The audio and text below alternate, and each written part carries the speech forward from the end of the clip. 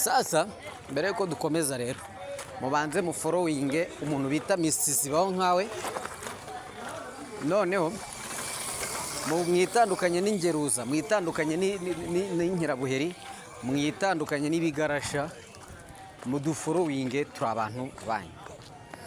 And then niba mara gufollowinga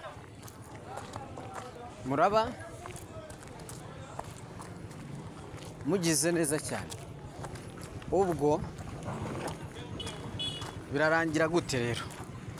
Mukomeze mukurikira inkuru z'abamotari. Twongeye twagarutse, tugiye kujya tubatwika inkuru z'umufiririzo. Muri politiki ibintu bimeze bite? Mu buzima se ibintu bihagaze bite? And then muri rusange ibintu bimeze gute aho mutuye?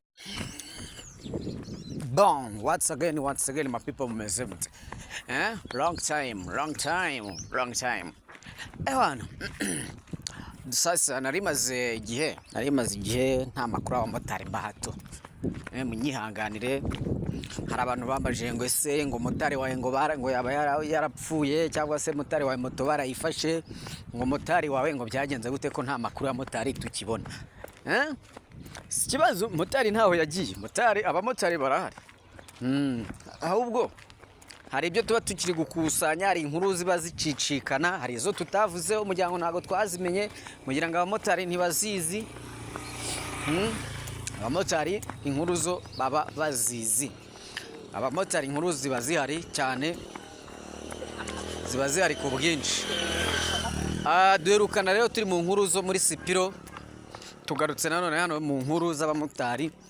Moto ya Sipiro twamaje gusanga moto ya Sipiro nta kibazo ifite, ikibazo gifitwe n'abamotari bazitwara baba batazi uko bazitwara, bagendaga bazitwara jugujugu.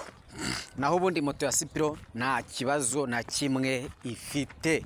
Moto ya Sipiro ni moto nk'izindi. Agesi yari ifite amapine ya Agesi yabaga harimo mariyo y'igare kandi zarakomeraga. Na Sipiro rero nta kibazo zifite. Sasa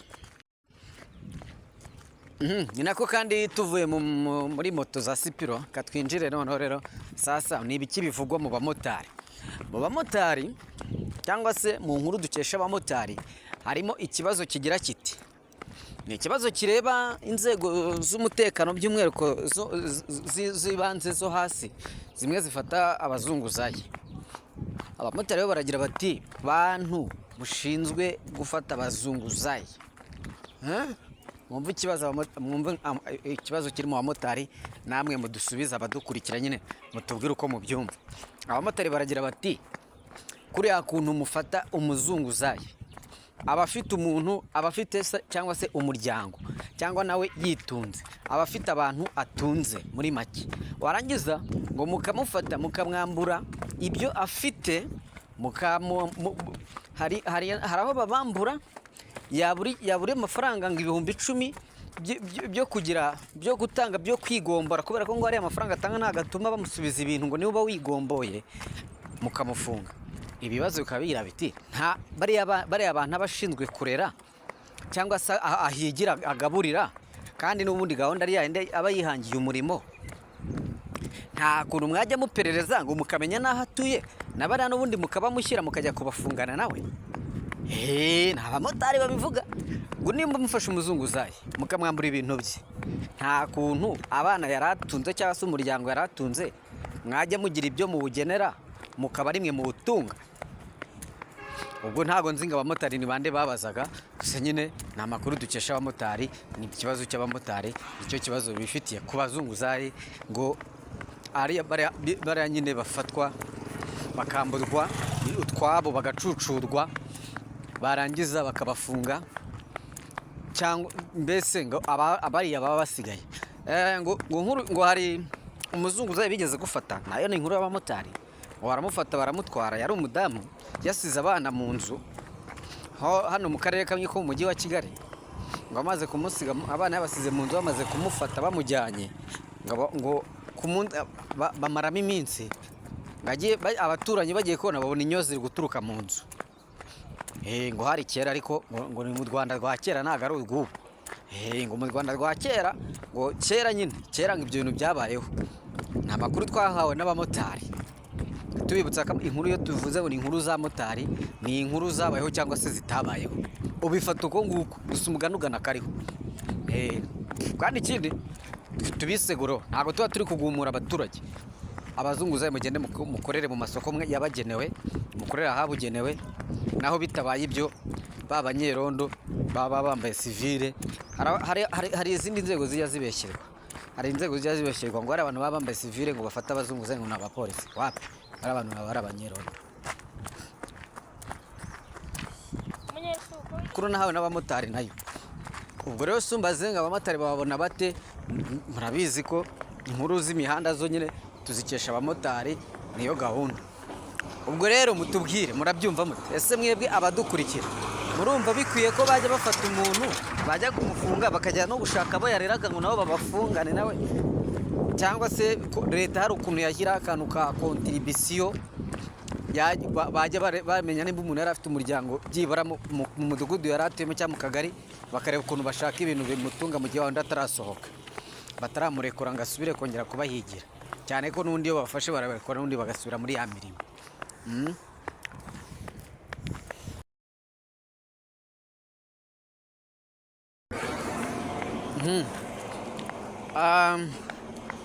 Andi makuru rero dukesha abamotari amaze iminsi atambuka nayo ni amakuru y'urubyiruko.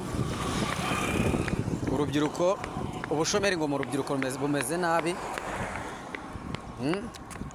Iyo nkuru nayo turayifite y'abamotari ikiri gusesengurwa, turi kugenda twumva ibitekerezo by'abamotari icyo babivugaho. Indi nkuru dukesha motari ni inkuru yo muri Ruhago, muri football. Amakuru yo muri football mu bamotari bimeze bite? Ngira ngo mwarabyumvise ko mu minsi APR yaganyije na AS Kigali. Ni ukuvuga ngo oya APR amusosori abamotari babanje bamwe inkuru nyinshi. APR yanganyije na polisi ngo ari derby y'umutekano. Byibazwa ukuntu 11 baba ofisiye banganyije na 11 baba komando. Abafana b'ikipe ya 11 n'abakomando bahita bavuga ati nta mutoza dufite. Ayo ni amakuru dukesha abamotari. Turongera bahita abamotari bahita basubira inyuma bibuka umufana bita Marayika w'ikipe y'abazungu iba hano mu Rwanda bita Lion Sport.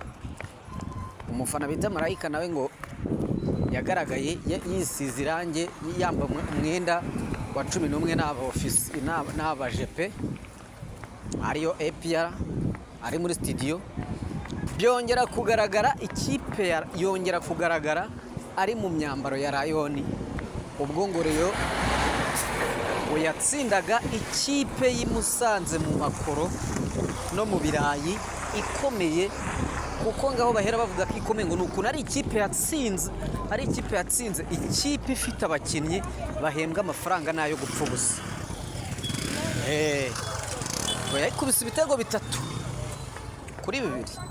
Ikipe ifite ngo abakinnyi rwose benshi cyane muri iki gihugu, ukabone n'abahembwa badakina nyine ngo namo mvuga ngo ifite abakinnyi nabo gupfa ubusa. Barangije ngo ikipe rero nayo yifata ku gakanu ngo irayijwigiriza.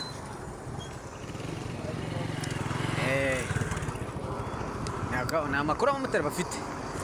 Ubwo rero Marayika w'umureyo rero nawe Marayika wa Lion ngakwiye kuza nawe ibintu akabisobanura. Abamotari barimo barabikora ubushakashatsi, ubwo nabyo nzababwira. Sasa rero mbere ko dukomeza n'izindi nkuru, ikambashimire mwebwe mwamaze gukora subscribe kuri Blessing of Rwanda TV ku muyoboro wa YouTube. Namwe mudahwema kudufollowinga kuri TikTok. Murabizi ko kuri TikTok twitwa baho nkaho ubwawe. And then ariko turabasabye muri iyi minsi